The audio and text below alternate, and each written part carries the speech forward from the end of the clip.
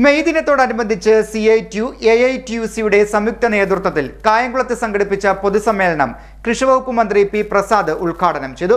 ചരിത്രം വിസ്മരിക്കുന്നതിനുള്ളതല്ലെന്നും ഇന്നിന്റെ പോരാട്ടത്തെക്കുറിച്ചുള്ള അറിവ് പുതിയ തലമുറയിലേക്ക് പകർന്നു നൽകുന്നതിനും തയ്യാറാകണമെന്ന് അദ്ദേഹം പറഞ്ഞു.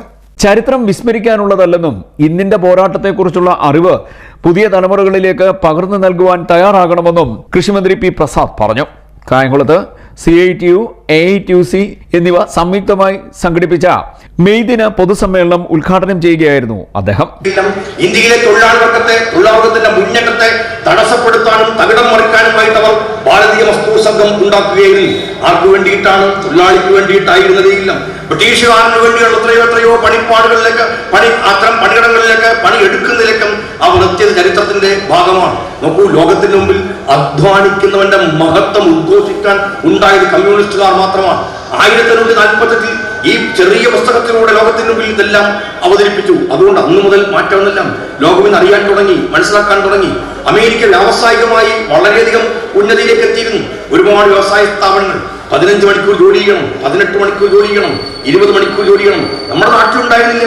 75 ആണ്ടുകൾക്കപ്പുറത്ത് പുന്നപ്രയുടെയും വയലാറിന്റെയും ഐതിഹാസികമായ പോരാട്ടങ്ങളെ കുറിച്ച് നമ്മൾ പറയുമ്പോൾ ചേർത്തല, അമ്പലപ്പുഴ താലൂക്കുകളിൽ 20 മണിക്കൂർ ജോലി ചെയ്യുന്ന ആളുകൾ ഇവിടെയും ഉണ്ടായിരുന്നു. ഏറ്റവും പ്രധാനപ്പെട്ട ഒരു കാര്യം ഉണ്ടായിരുന്നു, ജോലി ചെയ്താൽ കൂലി ഉണ്ടായിരുന്നില്ല. പറ്റ് കുറിച്ച് കൊടുക്കുകയാണ്. ബാർബർ ഷോപ്പിലേക്ക് പറ്റ് കൊടുക്കുന്നു, പലചരക്കടയിലേക്ക് പറ്റ് കൊടുക്കുന്നു, പറ്റ് രസീത് കൊടുക്കുകയാണ്. അതായിരുന്നു ആലപ്പുഴയിൽ ചെയ്തിരുന്നത്. അതുകൊണ്ടാണ് ആലപ്പുഴയിൽ തൊഴിലാളി വർഗത്തിൽ ശക്തമായ മുന്നേറ്റം ഉണ്ടാകുന്നത്. എന്തുകൊണ്ട് കോട്ടയത്തുണ്ടായില്ല? എന്തുകൊണ്ട് കൊല്ലത്തുണ്ടായില്ല? എന്തുകൊണ്ട് തിരുവനന്തപുരത്തുണ്ടായില്ല? എന്തുകൊണ്ട് എറണാകുളത്തുണ്ടായില്ല?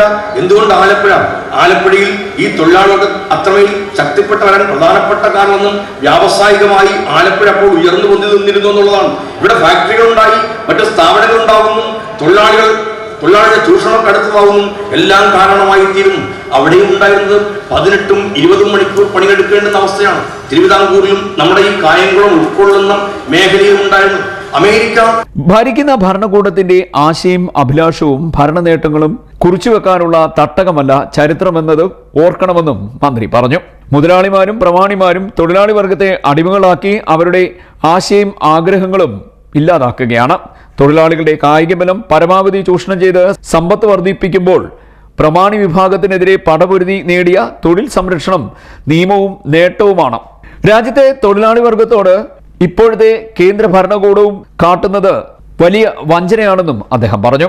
കേന്ദ്ര സർക്കാരിനും നരേന്ദ്രമോദിക്കുമെതിരെ വിപ്ലവകരമായ സമരം സംഘടിപ്പിക്കേണ്ട സാഹചര്യമാണ് രാജ്യത്ത് നിലനിൽക്കുന്നതെന്നും മന്ത്രി പറഞ്ഞു. CDNet news, Kayamkulam.